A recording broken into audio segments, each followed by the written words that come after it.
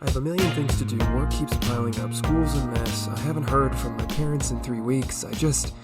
How am I supposed to manage all of this? You think somebody just wants me to sit on their couch and dump out all my problems of how I'm just not on top of my schedule or don't work hard enough? No, that's ridiculous. I can just handle this myself. I'll get through it. I'm tired. I'll get through it. I'm tired. I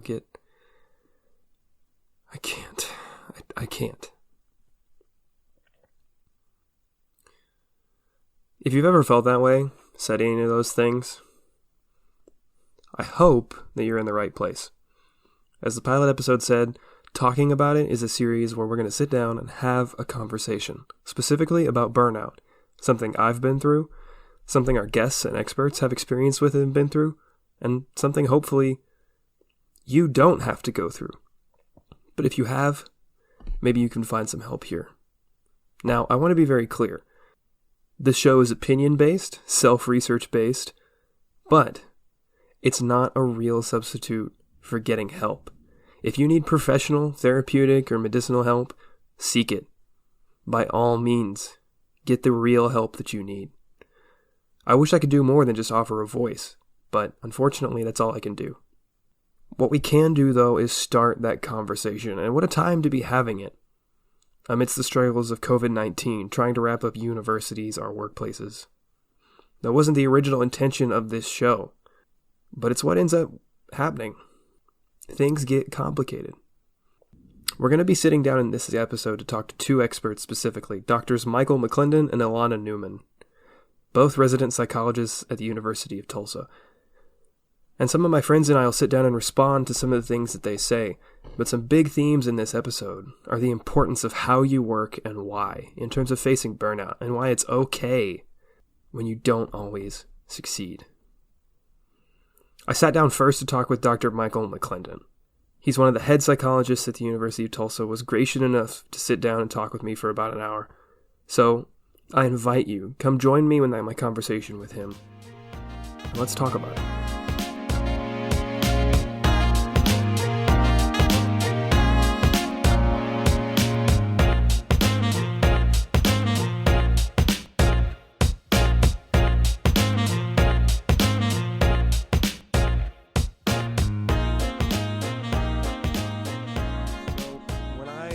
When I just say the word burnout, what does that mean to you? I think overwhelmed and kind of at capacity. So the first thing that comes to mind for me from a psychological perspective is this this aspect of cognitions or thoughts, right? So when we do, from a psychology perspective, when you do like psychological assessments or testings and you're, for instance, trying to do someone's IQ testing, one of the things and one of the components that we look at is this idea called working memory. And the notion of working memory, or the concept of working memory, is that everybody, it's essentially like attention span in a sense, but it's a little bit more particular than that. It's not just how long you can attend, it's how long you can take novel information in, hold on to it, and do something with it. So it's your capacity to hold on to new information and play with it in your mind to create a different output with it. And it's not an infinite container. It has a limit. So one of the things that we tell students is after 45 minutes, somewhere between 45 minutes to an hour and a half, you're at your limit studying or learning. You've got to take a break, and you have to then engage the different centers of your brain. You can't go from reading to Facebook or Twitter and take a break because you're still reading and processing things visually. So when you're taking a break from reading or writing or something heavily using your sight to take in numbers or figures or data, you need to go for a walk. You need to fix something. You need to make a sandwich. You need to play with a pet, talk to a friend, do something different that interacts and engages different parts of your mind. When I think of burnout, I think of it's analogous, right, to this concept. It's very similar in a way because it's the person's capacity to do a particular thing that has not been replenished or has been overtaxed so heavily that they are depleted from their ability to do that, so much so that they've almost lost an interest and a taste for it. Right. So then if you think about it from that standpoint, it really speaks to the need for, it's not just I need to rest and recuperate, but I've got to give myself enough distance and do something so different than this task that when I return back to this task, I can refine my passion and zeal for this task or my interest, whatever that may be. Could part of that capacity being reached be how our different work environments or our workloads are able to come home with us? Or as you kind of said, we just go from reading on our laptop to Facebook on our phones. Those filters or those different spheres aren't as well established as they used to be, or we're not as good at maintaining them. The separation seems to be a very important part of what could be going on. Yeah, I mean, I think that in the ways that technology has made certain things efficient, it's also made certain things ever present. I mean, I have 6 different email accounts and access to all of them at any given time, and notifications from them even inundating my sleep, whether I know it or not, right? So I do think that leads to it. I also think there's another component of it. Burnout is something that's often attached to work-related things. And I think one of the things that goes into it is that we think of, now I'm going to say something and a lot of people may hear this and have like a pretty negative reaction. By no means I'm trying to have any kind of political commentary with what I'm saying, but if we look at a kind of capitalistic perspective on workforce, the metrics of how we value people's efforts towards things are really out of whack with just humanity in general. Like they don't really align. Like if we look at something from just a clear humanitarian perspective, just what is the human existence? What is the human experience? What is that part that people, they live through versus the systems of economy and money and compensation and workload and expectation? They are not balanced, right? So for instance, some of the most difficult jobs in the world are in education, right? Nobody really wants to be so when you talk to educators, some of the least common places to go for education are early education because it's hard, and early adolescence, middle school, right? So like 6th, 7th, 8th grade, like 12 to 14 years old, right? Like the reason why those 2 times are hard is because they hit at different places in human development where human development is just hard, right? Early education, students aren't really overly verbal, so expressing themselves is really hard to do, and they're just hard to manage, right? Like they haven't been socialized into the knowing what the expectation should be. So they behave wildly because we haven't socialized them yet. Adolescence, hormones wreck everything for everybody, and everybody's angsty and everybody's overwrought with what do I do? And it just becomes hard to contain, right? The people who work in those jobs as educators are some of the, like, are people in society that are notoriously, in our society, in the U.S., not well compensated for their time. And while if you asked anybody, if you go up to any CEO, I say any, if you go up to a lot of CEOs that are making 6 figures plus, doing something in a industry that rewards their time, and ask them, what would it take for you to trade what you're doing and go teach kindergarten? They would say a lot of money, right? Like I wouldn't want to do it because nobody wants to do it. And yet we the differential between what we pay, what we don't want to do is pretty high, right? So just as an example of like, we're not really compensating people for the efforts that we're asking them to do, and especially the jobs, and really any job can become all consuming, right? And in some ways there's this expectation, like we kind of, once you get into a job and once you get into an industry, it's really hard to step out of that mindset and step out of that industry and recognize and put in perspective the importance of what that job really is, right? Even here at the university, like the work that we do here at the university is incredibly important. And yet, if I step out of like and into a 10,000 foot perspective and recognize that this is just one university in one part of the world with, serving about, if I include all staff, all employees, all faculty, even alumni, right? Like maybe we're looking at 20, 30,000 active people that are involved with the university at any given time. That's a lot of people. I'm not minimizing that, but in the grand scheme of things, where does it really fall in terms of like how important the work is? And I'm not diminishing any of the important work that is happening. It is important, but it's hard. Sometimes it's hard to step out of that and get perspective, right?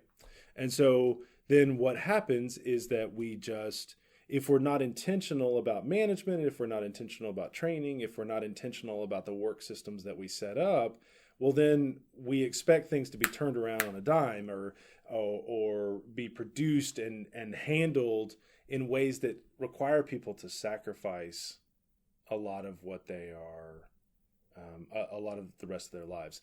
An industry that's notorious for this right now is actually the video game development industry. So there's this thing in video game development called crunch, and it's highly what's the word I'm looking for?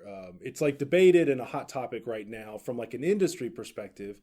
And there's billions of dollars on the line for these things, but it's ruining people's lives. Like the divorce rate's going up, the depression, the anxiety rates, outrageous health, from syndromic health episodes that people, like it's ruining people's lives because they're literally working around the clock for weeks at a time to try to get a video game out the door under a production window schedule. And why does that production window schedule have to be what it is, except that it maps into investor strategies and it has to be in this quarter because the investors are expecting it, and if it doesn't, our stocks take a hit. So right, like these systems then have a humanistic like cost that we don't often factor into things. And I think that that's one of the biggest things that contributes to like why burnout is so ever present, is because we're kind of skewed in what we pay attention to and what we value at this point. We really haven't had a rebalancing of that for some time. I definitely agree that no one's talking about EA's turnover windows. It's problematic, and Respawn's not going to last much longer if no one does anything about it. Right. And speaking of that not being talked about, to scale down back to a student level, when I was under intense turnover of 2 18 credit hour semesters, I know, bad decision making. You got to get out in 4 years. A big part of what I felt was when I would just put everything else aside and meet those impossible timetables, turn in work, get it back, the grades weren't always stellar. Mm-hmm. And that's what really, I think, contributed to my burnout. Because like, I know what I put into this essay or this project or this foreign language. And then when it turns back around, it's not what I was expecting or I think I should get. And there's a different debate there. But that turnaround, that reward for everything you've put in not being equal to the intense pressure we're under, is that, well, this is kind of a really big frame question, but I'm going to shoot for the moon anyway. Is that maybe not curable? Is that even addressable? Well, I think that it is on like individual scales, and it comes back to, so it comes back into an idea about what is healthy living, right? And whatever book or guru or whoever you're following or whatever new craze of fitness or whatever regimen, it generally kind of all boils down to balance, right? So a good, healthy lifestyle is balanced in work, is balanced in play, and is balanced in relationships. That if you're over too heavy in any of those, you're going to be out of whack somewhere in the rest, right? And I would argue that one of the reasons that maybe when you sacrificed everything else personally and the division of your own pie chart of where you put your effort was all academics, then you weren't like, in order for us to really do great things in any domain of our life, we need to be able to pull from other things, right? Like, I do my best therapy when I have other places in my life to draw analogy from and to add creatively into that process. When I do my best job for the university thinking about health systems and playing a role in this campus in the various ways that I do, it's because I'm pulling and integrating and thinking critically from other different perspectives. So when you are just in the mindset of your 18 credit courses and you're not biking, like climbing, engaging with your pets, playing those hobbies, reading those other books, like taking walks through nature, like experiencing the sunshine, you don't have anything else to flow into the work that you're doing. And so it's hollow, it's empty. It doesn't have much punch, and it has like no spirit in a sense, right? So it's not going to be your best work, right? There's a reason like the people who are best at their craft don't just play at their craft.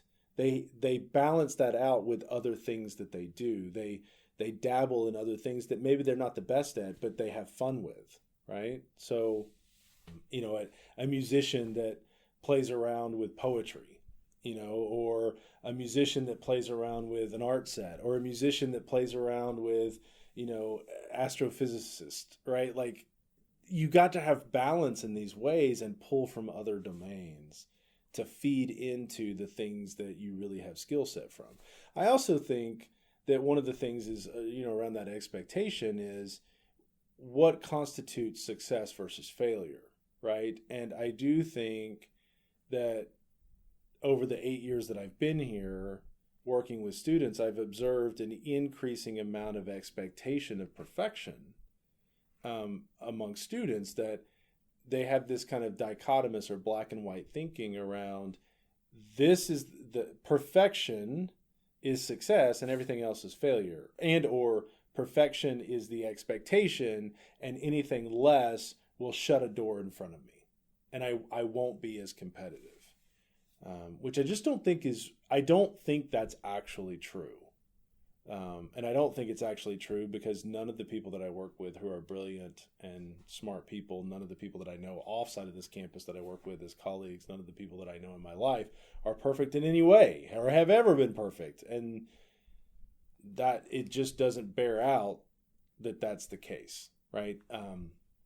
But when there is this fear that if I'm not perfect, I'm going to be punished for it, well, then I can't make room for myself in that. I have to give everything to this or else I'm not going to get anywhere, right? The consequences are dire. They're life and death at that point in our minds. They're not really, right? But they feel it. And so then it doesn't feel like I can carve out time to have a healthy, like, fitness routine, right? Or that I can give myself the time on Sunday night to do meal prep so that I'm eating nutritiously, right? Like, if we don't believe that we can invest in ourselves in that way and carve out efforts in that way, and that we have to give everything over in this way, then what choice do we have?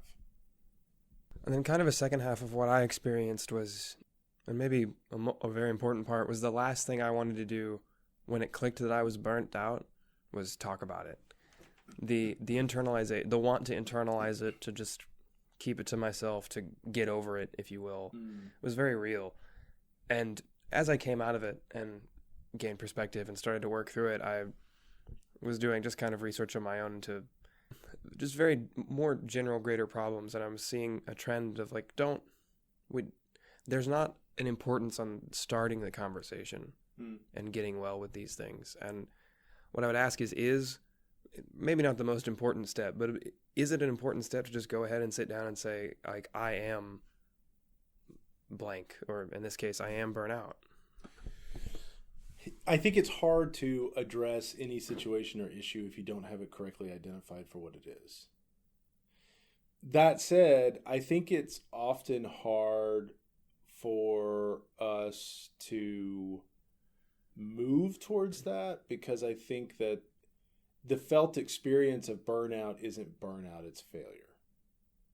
Right? So labeling something as burnout is something that we do kind of after the fact.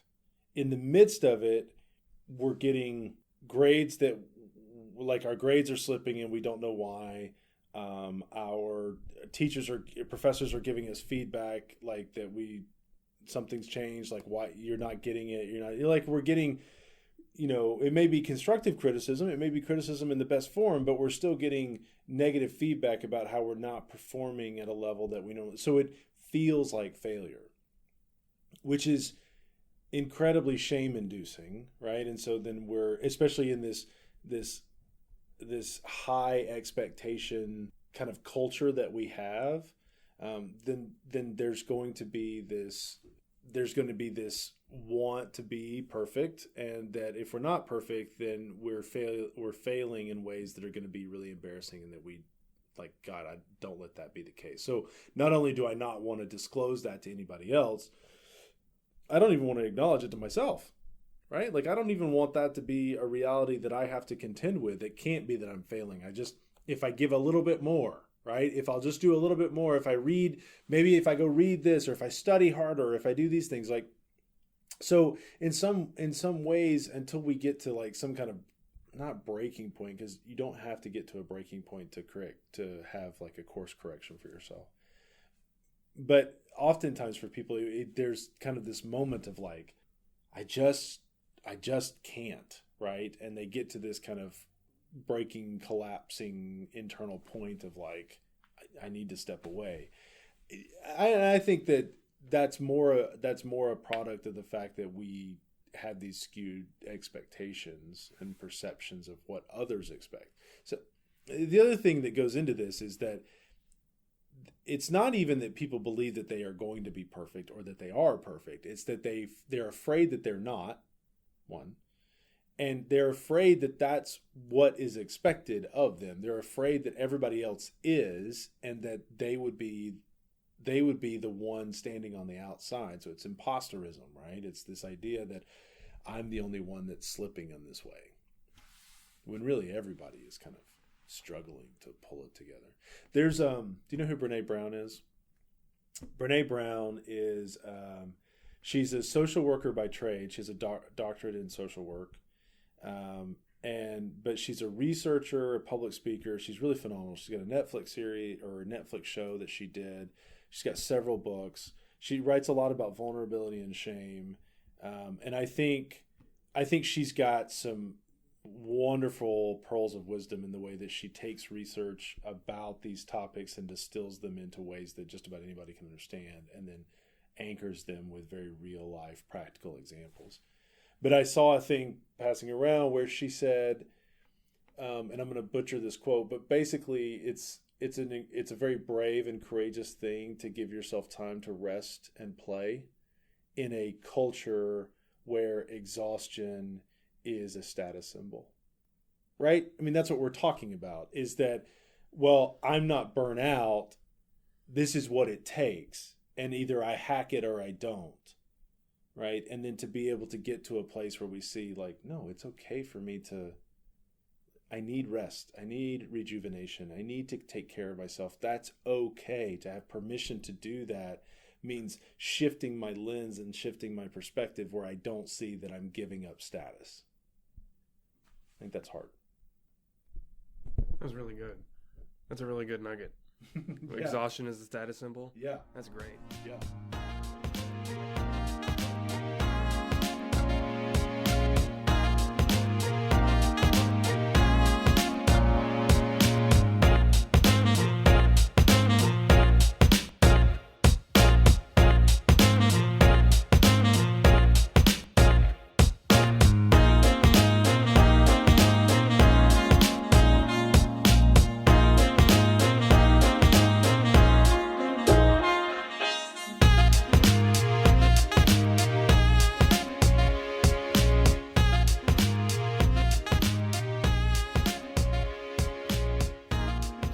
After I finished my talk with Dr. McClendon, I was thinking a lot about what he said, and especially that final statement. Exhaustion is a status symbol. And as I said, it's kind of a golden nugget of truth. So, as I was processing that, I called up my friend Tyler Pace. He's going to school down in OKC to try and become a music producer. And in such a competitive industry, I just had to know what he thought about that idea. So, Tyler, thanks for popping in. I wanted to have you in the studio, but, things are weird these days. So, when I was talking to Dr. McClendon, he said, one of the big problems we have is society sees exhaustion as a status symbol. And you want to be a music producer. And in that industry, and as you're going through school, have you seen that idea kind of kicking around? Do you feel that? Absolutely. In my projects and in the people that I work with, there's seemingly a creative exhaustion that happens. And whenever that you say exhaustion is a status symbol, I see it as when people run out of creative juices or they don't feel inspired, they feel like they cannot create anything and that there's no point in working. And so they use exhaustion as an excuse, but also as maybe they're working on a lot of different things. And they're like, oh, I'm so exhausted. I've been working on all these projects, in a way, inadvertently sideways bragging to other people about it because they're exhausted. It's I'm so tired. I stayed up so late doing this cool thing last night or whatever. And there's a golden word for that. And that's just being pretentious. Have you been there with projects? And how did you feel when you did you feel pride when you leaned back at 4 a.m. and said, I'm done now? In my own projects, exhaustion has definitely come into play. On a record that I've been working on, there's been so much conceptualizing and brainstorming and planning and execution, and then going back and saying maybe we didn't do that very well, and constantly in this cycle of just plan it, do it, listen back to it, and then eventually maybe someone's not okay with it and we come back around to planning it, redoing it, listening back to it. And so it could become a long process. It could become very demoralizing. But there's something to be said about instead of contributing to the exhaustion, contributing to the negative feelings that other people might be, giving off in a project, I feel like it's best to counteract that with just positivity.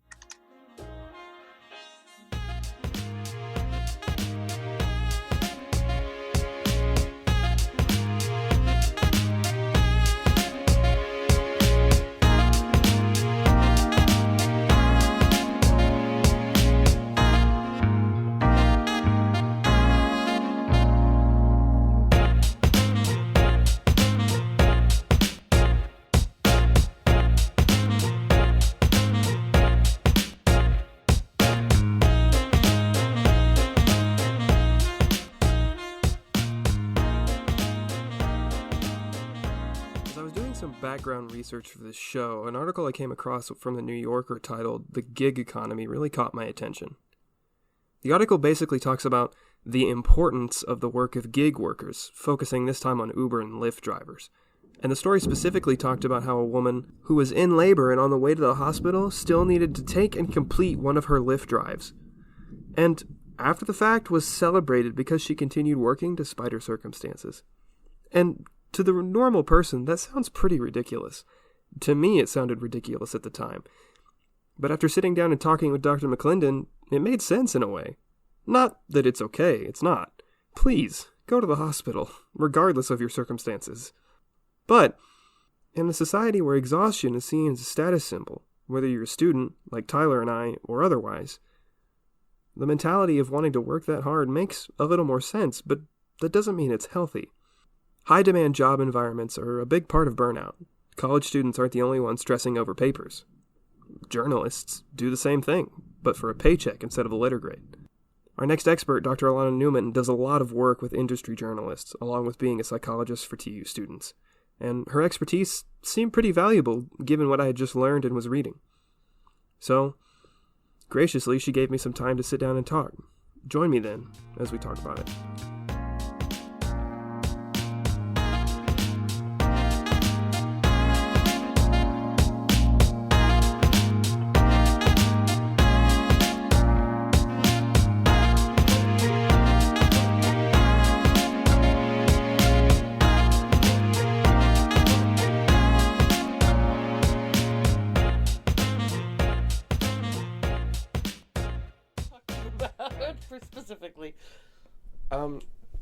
I guess to start, like when I say the word burnout, or I say like I've felt burnout, what does that mean to you? So psychologists think about burnout. The model is like they think about it again as having when your demands exceed your resources, but it's usually shown by three things: exhaustion, cynicism, and I have to remember the last thing, um, feeling inefficient. And so when psychologists use the word burnout, they usually are reporting those three things. And so I don't know if when you say what someone says they're burnt out, or if we were measuring burnout, we would look for, are they exhausted, are they cynical, and do they feel ineffective or unable to do things? And there have been a bunch of studies looking at journalists with looking at that and seeing that burnout is an issue. The literature that I last looked at, and I haven't looked at it for a while, was that editors experienced it more than journalists. If I'm correct, I think it was all in print. I don't think it was broadcast. These studies were done a while ago. I think younger age, which is confounded with less experience, so I don't know if it's age or experience, and gender were predictors of who was more likely. That doesn't mean that everybody has it, but it means that they were just more likely. The last time I looked at the literature on journalists, I think burnout is interesting, and you sort of talked about seeing it online, because I do think what we know about burnout from other fields is that it's really not so much about the individual, but about the demands. And I do think that journalists now, just like the public, have information overload, and they have to be constantly generating content. I think the change of the 24-hour news cycle probably has structurally created conditions where people, I would think, journalists would be more prone to burnout, just because they're always having to edit, they're always having to do things. The bleeding over of work into just consistency throughout your life. Is burnout an extender of those experiences? Can they feed off one another? So I think trauma can occur in lots of different ways. There can be vicarious trauma, so witnessing other people suffering. There's direct online harassment, which is some of what our students are studying. There's sexual harassment. There's being in the line of fire. And there's also what I think is also, many people think about war correspondence, but I think about covering your own community under siege or experiencing a disaster while you're covering it, those kinds of things. So I study the impact of those, which I think have a different kind of impact, so I think that results in some of the more trauma-like symptoms, which are closer to post-traumatic stress disorder, or some of the cynicism can come up. But your question is, yes, I do think that the demands, that burnout can interact with other responses to make it worse. And I do think that in general, and I think you probably have to talk to our occupational health specialist. That's an interesting question, whether one thing that we see a lot more is flexibility. Journalists are working from home, more people are freelancers, there isn't so much going on the job. And whether there's a bleeding in roles due to flexibility, which could be a good thing. It turns out that flexibility, feeling out of control at work and not having choices, seems to be a predictor of all sorts of bad stuff. So it's interesting because I don't know which way it would go with burnout, whether feeling like you have more control, even if it results in more role divides, would make it worse or better. I don't know the answer to that question. It's a good question.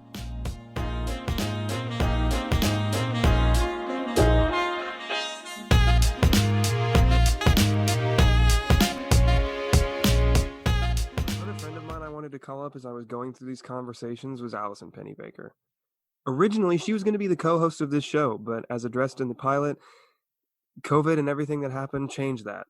But now we still get to sit down and ask her a few questions, kind of bouncing off what Dr. Newman has already shared with us in terms of talking about trauma and burnout. Allison works as an intern in the medical field, And so I really want to get her opinion on some of Dr. Newman's ideas. So I called her up over Zoom and I asked her a few questions. So yeah, sorry that you didn't get to co-host. But you're here now. So Dr. Newman spent some time talking about the effects of trauma in the workplace and how that can speed up burnout in a way, though the two are not necessarily related or the same thing. And working in the medical field, a very high stress environment, have you experienced trauma on the job, if you're okay with talking about that? And if not, then I can only imagine that there's some burnout that goes along with it.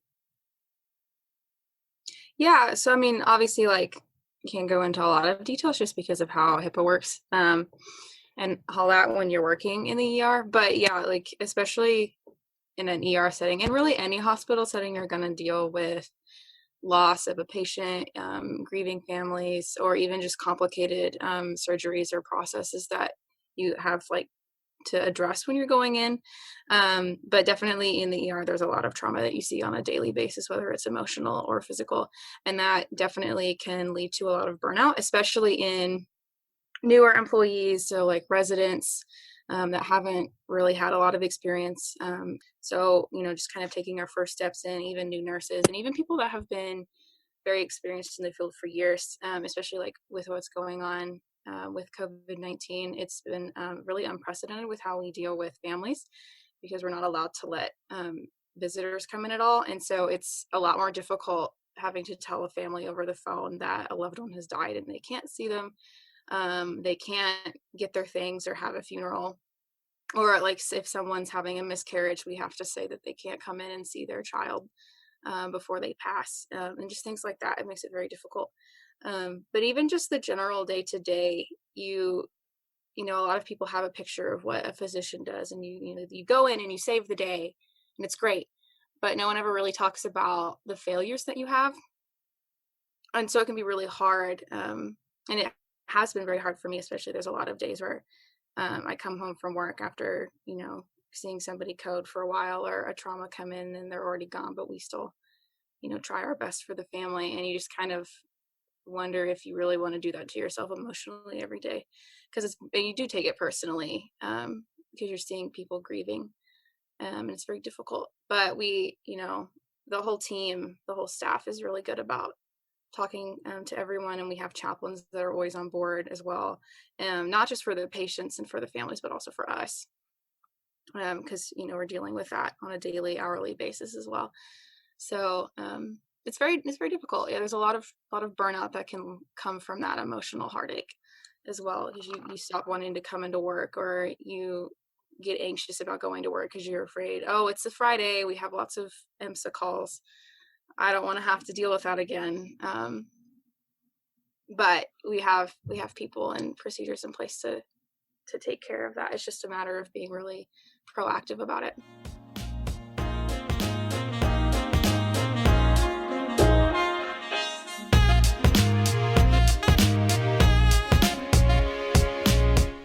I know in my experience with burnout, one of the biggest things was that it was very inflective.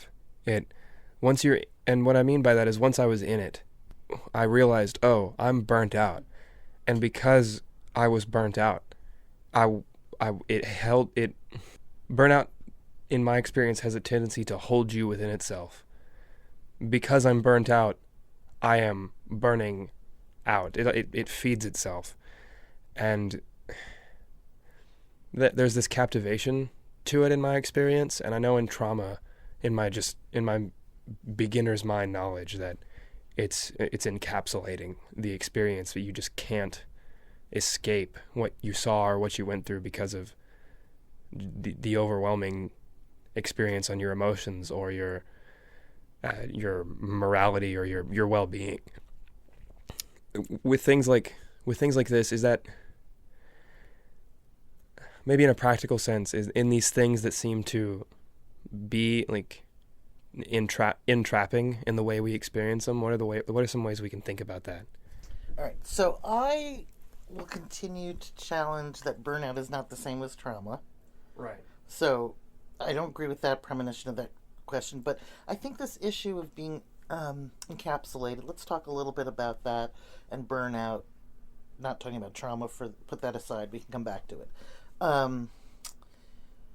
Some people have thought that burnout is a little bit like depression in that way, and then it's actually been hard in the field to.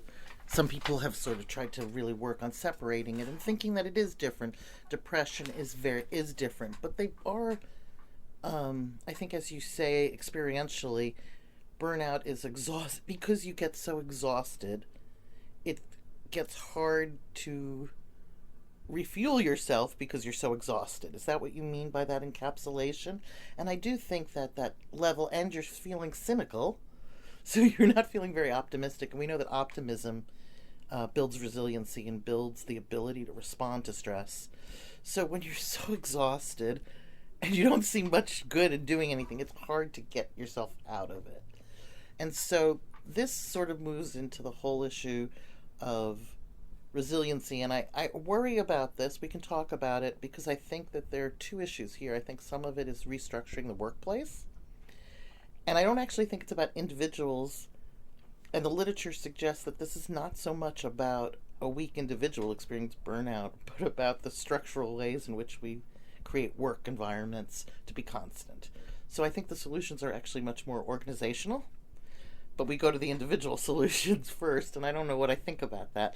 I mean, the organizational solutions are about finding the right balance between what are reasonable demands. And in the news business, there are some things, and there are some times when there's an emergency that you need to cover those things. Whether entertainment people need to be 24/7, whether influencers, as you're talking about, need to be 24/7, I'm not sure they need to be 24/7. So I think we need to think about what needs to be on a news cycle and how we feed the news cycle. So I think there are things we can structure organizationally in terms of thinking about stress, but there are some times you have to. But hopefully we could make those exceptions instead of constants, and I think that's one issue. And then individually, I think the things that make us strong, one is finding optimism. One is taking control. And I think fostering those kinds of abilities to respond to burnout could be helpful. I think that the encapsulation that occurs from trauma is slightly different. And that's why I wanted to distinguish it. And I don't think this necessarily is going to be part of what you talk about, but a person who's experienced trauma has experienced an experience that's so different from everyday life that in itself can be isolating or stigmatizing or make one feel different or out of step with the world. And I think it's phenomenologically a little bit different.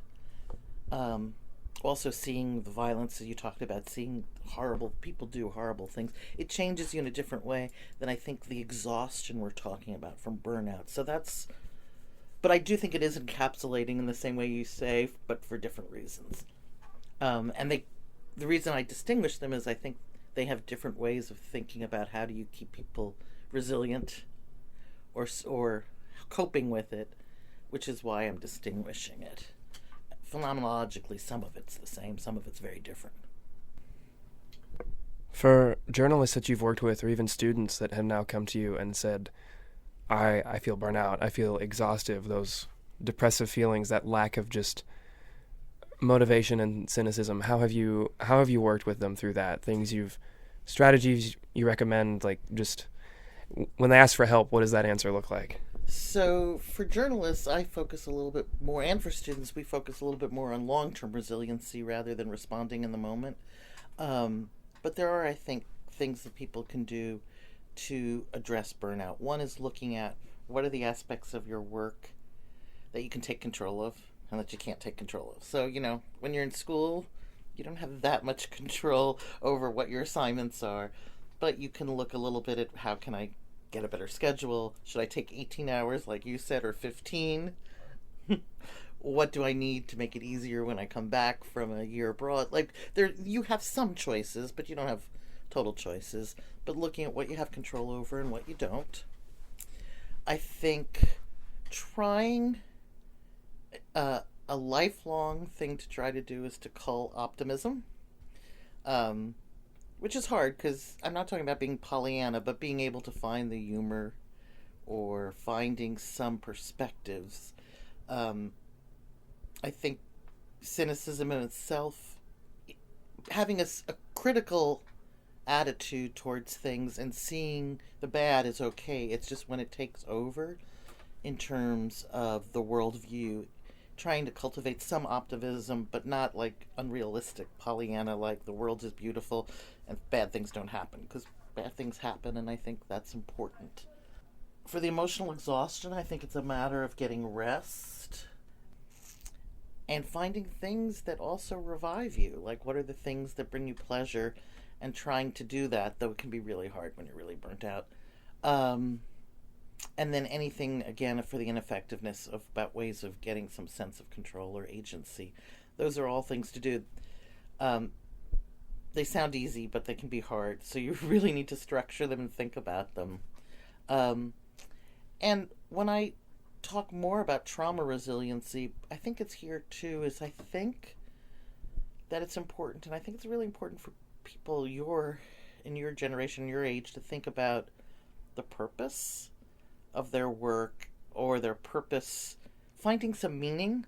I think that what can make it harder perhaps in college journalism students, as I'm thinking about it and thinking about your experiences, is you have to find your meaning. Like, you're doing this project because you wanted to do something meaningful. That's what you came in and you said. And I think that finding something that gets you excited and gives you a purpose can really help. And I think that can, for journalists, it's about acknowledging the importance of journalism, even in times when it's under attack right now. And I think for students, it's about finding the meaning in something you doing, having some impact, can get you out of that kind of burnout hole. And it breeds the optimism, and it makes you have a sense of control. And I think it gives you that little kick if it can be meaningful to you. So I think that's something that can be helpful. And as a final thought, I'd like to ask, if you yourself have experienced burnout and what that looked like for you and how you came out of it, treated yourself, that kind of thing. Well, I think I've had trauma-related reactions and burnout. And I think, let me think about a time. I think right now at our university, it's under stress. I think the potential right now for burnout is really high at our particular university for faculty and students just in general, because there's uncertainty. And whenever there's uncertainty, things can be difficult, and that the chances for burnout are high. So I don't think I've gone through a period of burnout, but I think I'm aware that burnout is like right around the corner right now. I'm sure I have gone through burnout before, but this is what's on my mind now, so it's what I can think of. So in thinking now about the potential for burnout, I have been doing extra things and making sure that I'm doing things that are important to me, reminding myself of why I do what I do. And I am originally a New Yorker. I am very cynical by nature. And I'm not a very new agey person, so I need to tell you that. I have started, and it has worked beautifully, is every night before I go to sleep, I think about two things I'm thankful for. So some people call that gratitude. It has remarkably changed my world. And I'm very surprised by it, because I thought, oh, this is new agey. Oh, this is good. But it has gotten me to remember what's important to me. And to be thankful for the little things, and to find things in the day, even when I'm having a really annoying day that's terrible. And I think that's keeping me from burnout, if that makes any sense. So my own experience is that gratitude, in whatever way that makes sense, because again, I've always thought that just, I don't know. But my own experience is I'm really working hard on finding the things that give me pleasure and meaning, and that's been really helpful. So I think that's helped me from that. And because I do work on trauma, I have lots of things that are really meaningful for me. For me, it's really meaningful to be an ally to journalists.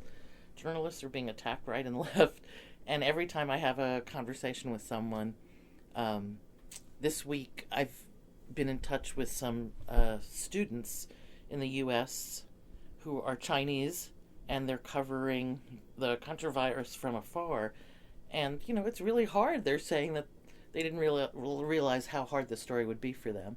And I think, hopefully I've had a helpful conversation in thinking about that coverage and how to help people. So I'm lucky that, it's unfortunate bad things happen, but I'm lucky that I'm able to do little things that I think will help journalists tell better stories. And I do that both with student journalists and other journalists in trying to help them be resilient and do their work, because I think it's important work.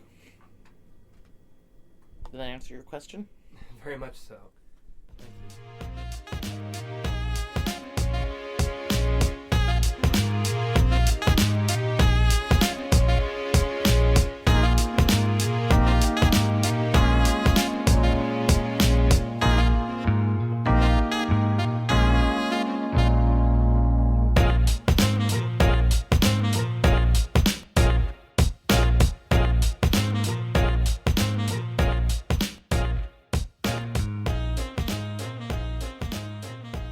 So, Allison, at the end of my conversation with Dr. Newman, she shares a lot about segmenting your life, manageable chunks, like addressing things in a manageable order, but also taking time to think, this was good today, this can be done, and just this kind of step-by-step approach to help manage burnout or what's going on in your life.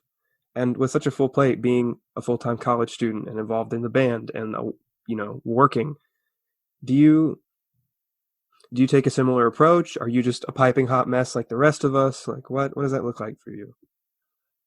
Because I'm a piping hot mess. Oh, there's definitely piping hot mess days. Especially like my first couple of years, and even high school. Like, I kept a planner, which was good. But I definitely have a really big issue with just executive dysfunction and procrastination in general. And that's something you can't really do when you have a lot of things on your plate, especially things that require many hours of work. But one thing that I do a lot to kind of help with that is I'll do like Post-it notes when I'm working at my desk. And I'll write down everything, even like the small things that don't take a long time. And sometimes, I see that checklist and I see like the two big things that I really should be working on, but I'll do all the other little things instead to avoid them, which is that whole executive dysfunction thing coming in. It might seem like I'm avoiding it, but I did still get a lot of things done because I wrote them down. And so I feel like I actually did something. And so I'm more motivated, and then I'm more likely to do those bigger things earlier instead of waiting until the last second. Like I'm usually prone to do if I don't write everything down. And then when you have, multiple things on your plate, that's not just college, even though it's really easy to forget things if you have multiple classes, but like with applications, and then work, scheduling, different things like that, writing it down, even if it's just on a Post-it note and not on a planner that I carry with me, is a really great way for me to not forget something until, it's past due. So that's definitely something that I do a lot. And then at the end of the day, I'll go back and I'll take down the notes that I completed, and it's really nice seeing all the empty spaces that you accomplished. And so you're not as hard on yourself. Maybe if you didn't get a big thing done, you still got little things done. Like I said at the top of the show, this isn't a place for serious help. If you need a therapist or a counselor, hopefully this time we spent with the doctors McClendon and Newman makes you feel a little more comfortable about going to talk to one. I was able to, and the conversations were helpful, and I wasn't there for an appointment, which is part of why I'm glad I was able to share it. Allison, Tyler, and I all seem to agree on one thing. We're all different people coming from different backgrounds, but burnout's real. No matter where you're coming from and what you do or what you pursue or your schoolwork, your real work, your home life, it's something we face. And given current circumstances, some of us might be stuck at home just sitting in burnout. I was there before this pandemic happened. I know what that feels like. And not being able to talk about it didn't make it any better. And that's a liminal resource at best. But if I can share content and a conversation, then hopefully I can help. In the next episode, we're going to be sitting down and talking more about the professional side of burnout. So by all means, I hope to see you again there. Thanks for tuning into this episode and talking about it in general. There's other content up on the channel. Feel free to browse it. and continue talking about it. See you next time.